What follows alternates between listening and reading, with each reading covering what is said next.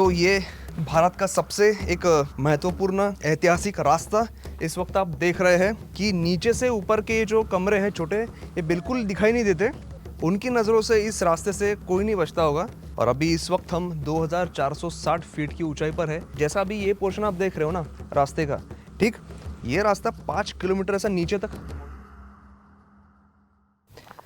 दोस्तों welcome back. और आज मैं पहुंच चुका हूं जुन्नर से 28 किलोमीटर दूर मौजूद पहाड़ियों के बीच मौजूद एक ऐसा व्यापारी मार्ग देखने के लिए जो सातवाहन राजाओं के साम्राज्य के दौरान एक काफ़ी महत्वपूर्ण ऐसा व्यापारी मार्ग था, जिस रास्ते से उस समय में काफ़ी व्यापारी, काफ़ी तीर्थयात्री और ऐसे सैलानी लोग गुजरते थे। और एक ज़रूरी बात, सबसे इम्पोर्टेंट और इंटरेस्टिंग चीज़ ये है कि आज के समय में जैसे टोल बूथ होते हैं, तो वैसी ही सुविधा यहाँ पर भी मौजूद थी।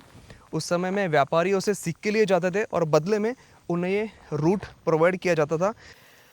तो चलिए देखते हैं उस रास्ते को, जो भारत का सबसे पुराना ऐसा व्यापारी मार्ग था, जहाँ से पूरी दुनिया भर के व्यापारी जो मुंबई के बंदर पर उतरते थे, वो यहीं से भारत के बाकी हिस्सों में प्रवेश करते थे।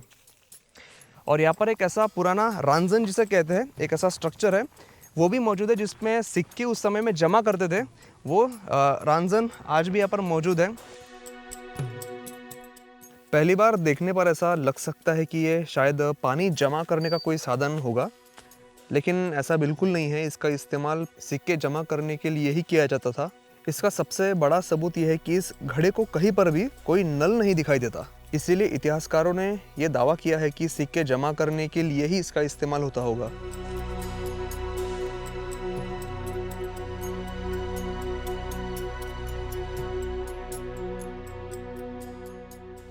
तो अभी ये जो नाने घाट है दोस्तों, ये उस समय की मतलब सातवाहन पीरियड का सबसे ज़रूरी एक व्यापारी मार्ग था। जैसे मैंने पहले आपको बताया, यही वो रास्ता था जहाँ से बाहर के देशों के, भारत के अलग अलग प्रदेशों के जो व्यापारी थे, वो नासिक, ठाणे और भारत के बाकी जगहों में यहाँ से एंटर करते थे। और यहाँ पर जो है ना दोस्तों, पहाड़ की वजह से, जो एक प्राकृतिक इसके रूप की वजह से इस मार्ग को एक अच्छा प्रोटेक्शन मिलता था। इसीलिए इस रास्ते का उपयोग व्यापारी द्वारा किया जाता था। जो व्यापारी थे वो अपने बेशकीमती सामानों के साथ यहाँ से गुजरते भी थे, तो उनको फुल प्रोटेक्शन रहता था। और यहाँ पर कई सारे सैनिक भी हुआ करते थे जो उनके प्रोटेक्शन के लिए थे, उन पर नज़र रखने के लिए थे। तो ये भारत का सबसे एक महत्वपूर्ण ऐतिहासिक रास्ता इस वक्त आप देख रहे हैं। दोस्तों प्लीज़ इस वीडियो को आप लाइक ज़रूर करिए, ताकि इस वीडियो को ज़्यादा से ज़्यादा लोग देखें, यूट्यूब इस वीडियो को ज़्यादा से ज़्यादा लोगों तक पहुंचाए। और अभी आप जैसे हालत इस रास्ते की देख रहे हो ना, ये ऑब्वियसली उस समय में ऐसा नहीं था, क्योंकि अभी आप देखिए पूरी तरफ यहाँ पे पत्थर ही पत्थर है सब। मतलब ऐसी कंडीशन है अभी इस रास्ते की कि यहाँ से चलना भी काफ़ी मुश्किल हो रहा है। लेकिन उस समय में ऑब्वियसली वैसा रास्ता नहीं था। जैसा अभी ये पोर्शन आप देख रहे हो ना रास्ते का, ठीक ये रास्ता 5 किलोमीटर ऐसा नीचे तक मौजूद था। 5 किलोमीटर लंबा ये रास्ता था, ये व्यापारी मार्ग था। और अभी इस वक्त हम 2460 फीट की ऊंचाई पर है। और यहाँ पर एक विशाल गुफा, जैसे ही लोग यहाँ पर पहुँचते थे, उनका जो सामना है इस गुफा से होता था। ये गुफा देखिए आप, मजबूत पत्थर में, मजबूत पहाड़ी में तराशी हुई एक बहुत ही शानदार गुफा, जहाँ पर आने वाला व्यापारी किस देश से आया है, उसने आपके साथ कितना माल लाया है, उसे कितना टैक्स चुकाना है, उसका हिसाब होता था।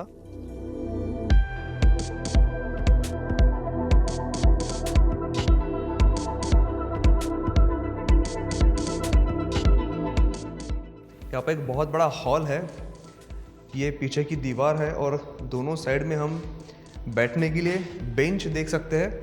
ये देखिए पत्थर के से बेंच हुआ करते थे, जो अभी अच्छा हालत में नहीं है।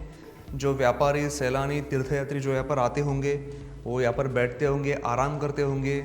और इसी हॉल में, इसी कमरे में, ऐसा मैंने पढ़ा था कि ये जो पिछली दीवार है, यहाँ पर जो सातवाहन राजा थे, सातवाहन साम्राज्य के जो 7 राजा थे, उनकी आकृतियाँ यहाँ पर बनाई गई थी।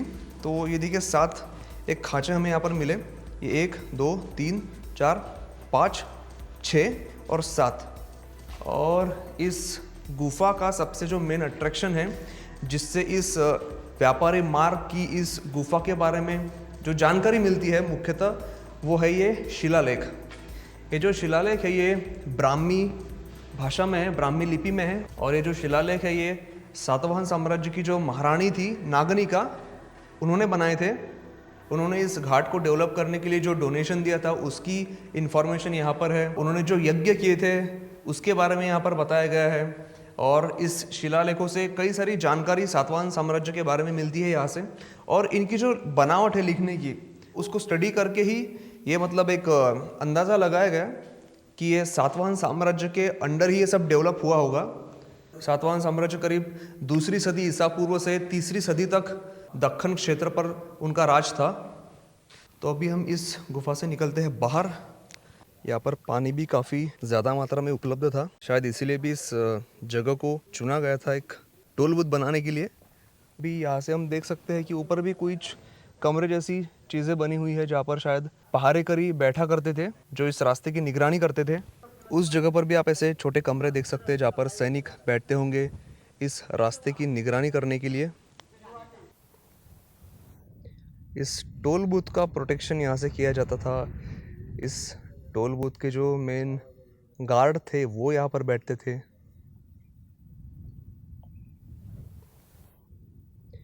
अबे आज के समय में यह रास्ता सिर्फ यहाँ तक बचा है, इसके आगे पूरा जंगल शुरू होता है।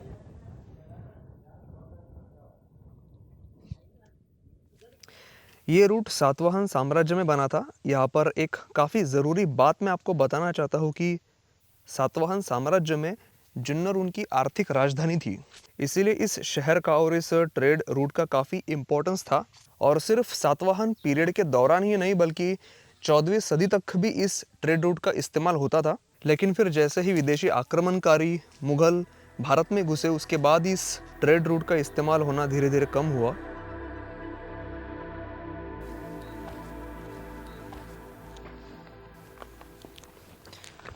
और अभी नाने घाट में जब ऊपर हम चढ़े ना, तो इसके ऊपर के साइड में भी कुछ ऐसी जगह है, 4-5 छोटे छोटे कमरे हैं जहाँ पर सैनिक रहा करते थे जो गार्ड थे इस रूट के पहरेदार। उनके लिए स्पेशल जगह बनाई गई थी, वो हम देखने की ज़रा कोशिश करते हैं, लेकिन रास्ता काफ़ी मुश्किल है। हाँ ये देखिए, ये ऐसे 5 छोटे छोटे कमरे थे। मतलब उधर के साइड में हमने जो कमरे देखे थे जहाँ पर गार्ड रहते थे उस कमरों से ज़्यादा एक थोड़े परफेक्ट सिमेट्री में ये कमरे बने हैं। 5 गार्ड के लिए स्पेशल, शायद एक कमरा एक गार्ड के लिए। और यहाँ की खास चीज़ ये है कि नीचे से ऊपर के जो कमरे हैं छोटे, ये बिल्कुल दिखाई नहीं देते। यहाँ के जो पहरेदार है उनकी नज़रों से इस रास्ते से कोई नहीं बचता होगा, क्योंकि उनकी लोकेशन ऐसी होती होगी कि उनको पूरे रास्ते पर नज़र रखने में आसानी होती थी, लेकिन रास्ते से ऊपर का बिल्कुल कुछ भी दिखाई नहीं देता है।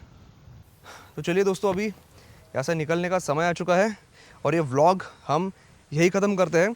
प्लीज़ इस वीडियो को लाइक कीजिए अगर आपको ये वीडियो पसंद आया होगा तो, और ऐसे ही बेहतरीन वीडियोस देखने के लिए चैनल को सब्सक्राइब करना बिल्कुल मत भूलिए। हम आपके लिए और ऐसी कई सारी हिस्टोरिकल प्लेसेस एक्सप्लोर करने वाले हैं, विज़िट करने वाले हैं, तो ज़रूर देखते रहिए। और कई सारे ऐसे प्लेसेस होंगे जहाँ पर आप चाहते हैं कि हम जाए, वीडियोज़ बनाएँ, तो आप नीचे कमेंट करके मुझे बता सकते हैं। मैं मिलता हूँ आपसे अगले एपिसोड में।